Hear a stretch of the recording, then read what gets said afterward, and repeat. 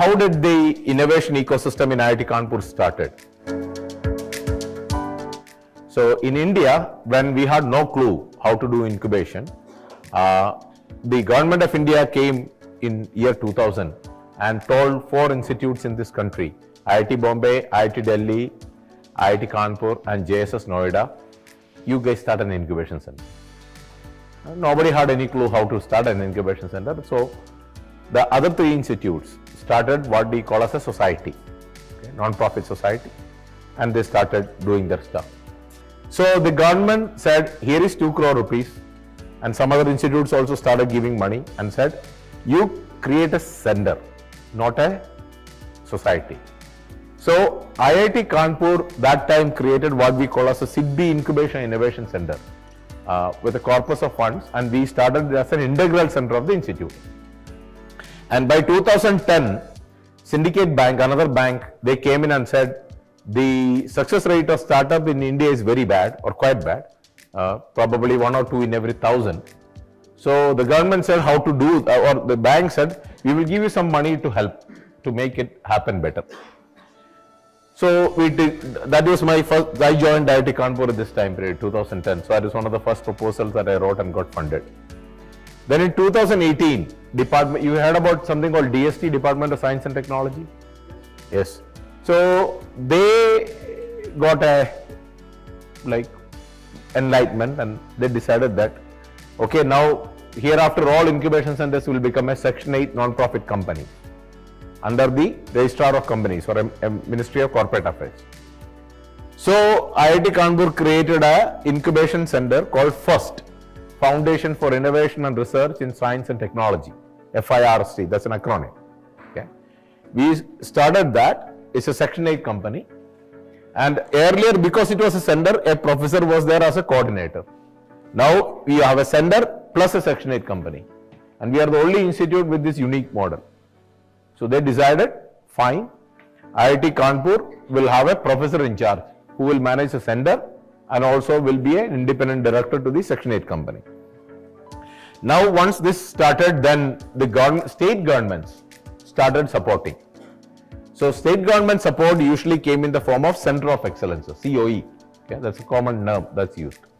So the UP government in 2021 gave an AI COE, AID COE, AIIDE.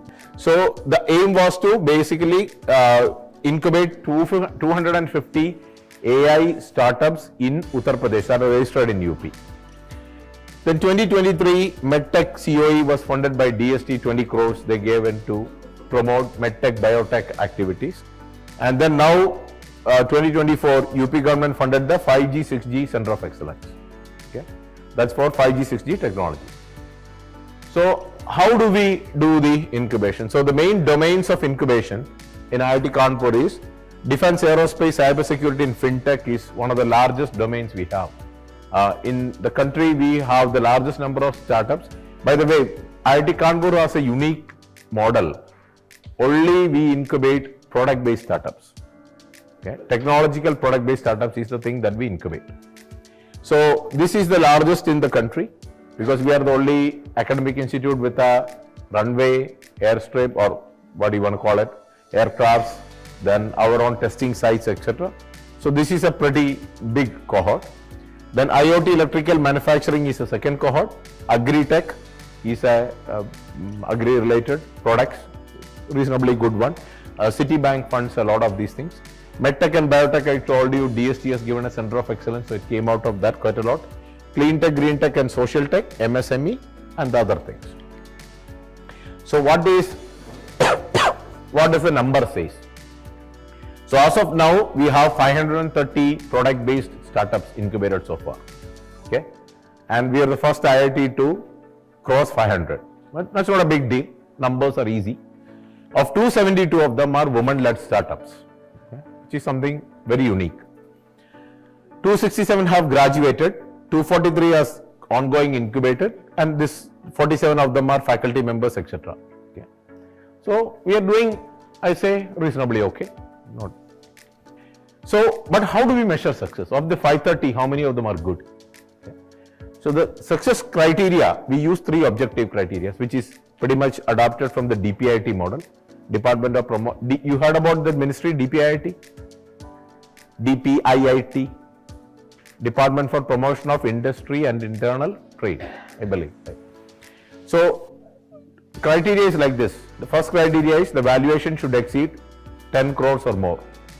And it should at least have a revenue of 10 lakh rupees for the last 3 consecutive years. That means the company is running. And it should employ at least 5 or more individuals, not in the chai samosa position, but in the technical position. If all the 3 are completed, if we use all these 3 criteria, this 530 reduces to 278. Okay? So we can say that 278 is kind of the successful startups by this criteria. But if you take the valuation criteria of this, okay, of the 530, 173 of them have third-party valuation, not my valuation. SEBI accredited third-party valuation. If I add all those valuations put together, that is 12,719.08 crores. That's the valuation, third-party valuation of this 173 companies. Okay. All right. And how does it distributed among these domains? So you can see that Agri-Tech and CSR, 35 companies put together, valuation of 874 crores. AIML, 21 companies, 777 crores. 28 companies of defense, aerospace and cybersecurity, 1,750 crores. It was last year much lesser. On operations Indur, it actually improved. Then Green Tech, Clean Tech and Social Tech, there is 3,000 crores. You heard about a company called Phool.com? Phool, P-H-O-O-L, Phool. Kanpur flower recycling. Oh, the flowers that gets offered in a temple in the morning, by evening it gets dried out.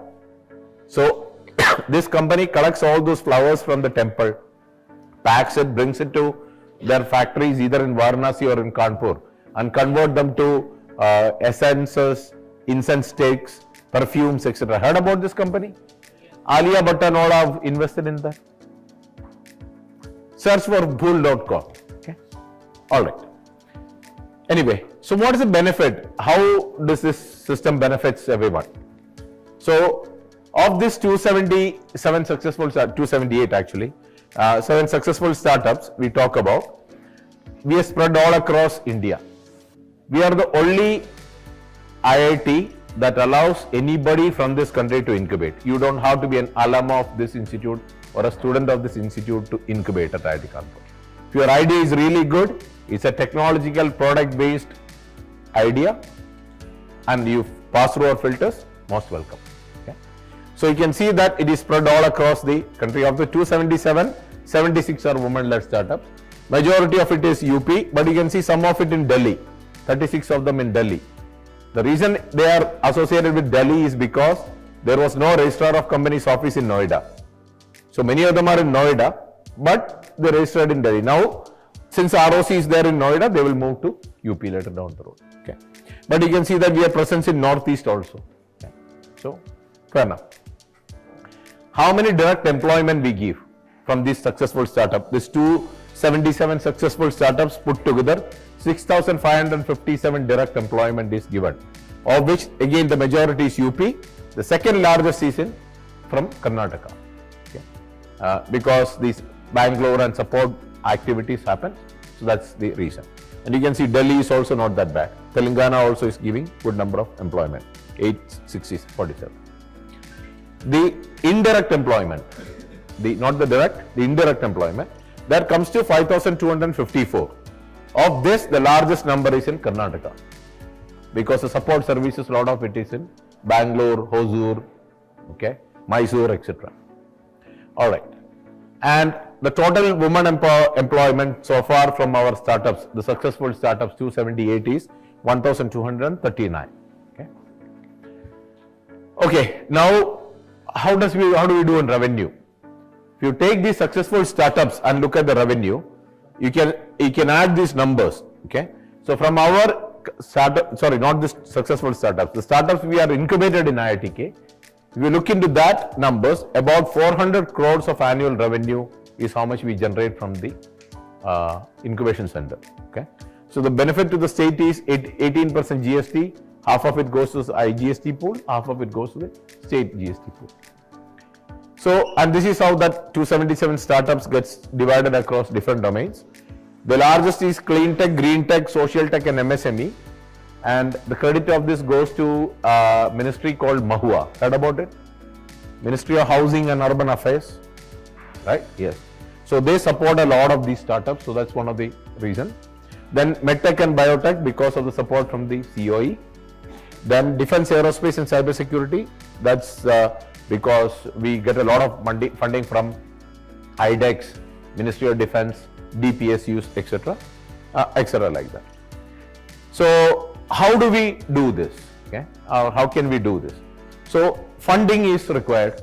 Funding is not just a one piece of puzzle, but it's a major piece of the puzzle.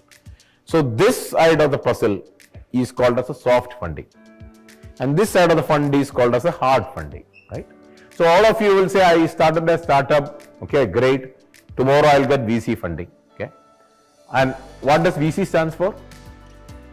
Venture capitalist. Are you sure?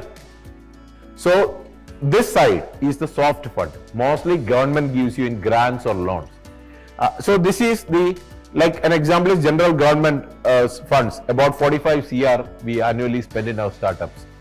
The CSR funds about 15 crore we fund.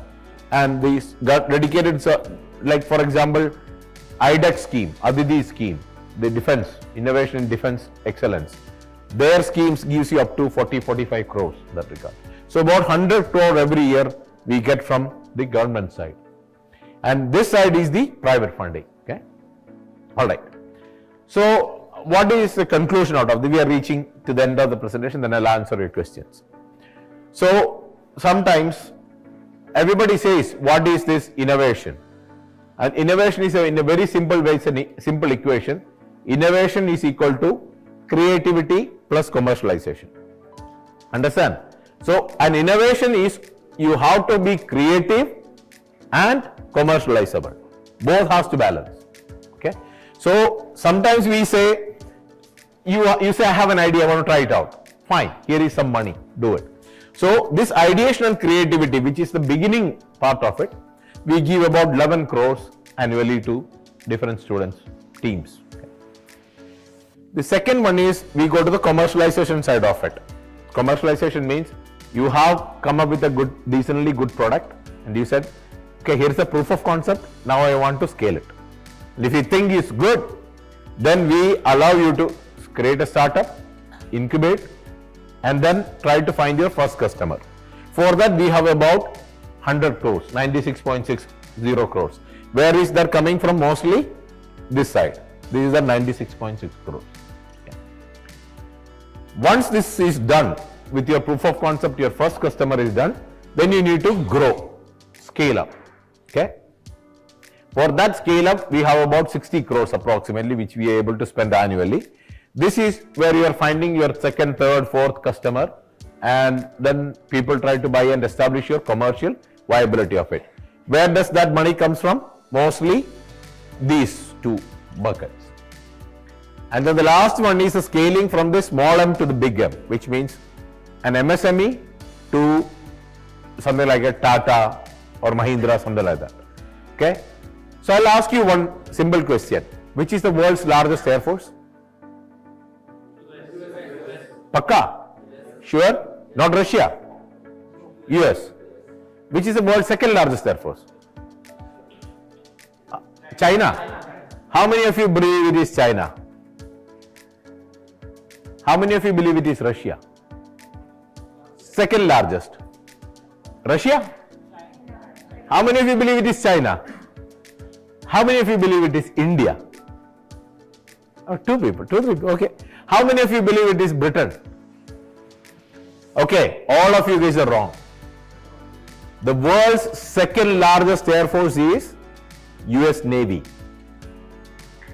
US Navy, 11 aircraft carriers, about 100 aircraft per carrier, 1100 of it floating in the ocean. That is called wealth. Most of you talk about making profit. Okay? Americans talk about making wealth. When you accumulate large amount of profit, that's become wealth. Okay.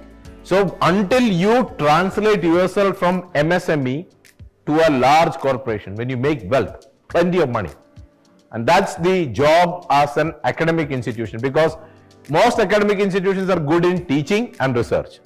Teaching is what? Disseminating knowledge, right? Research is what? Creating knowledge. But we are all pretty bad in converting knowledge to wealth. Okay, I'm done.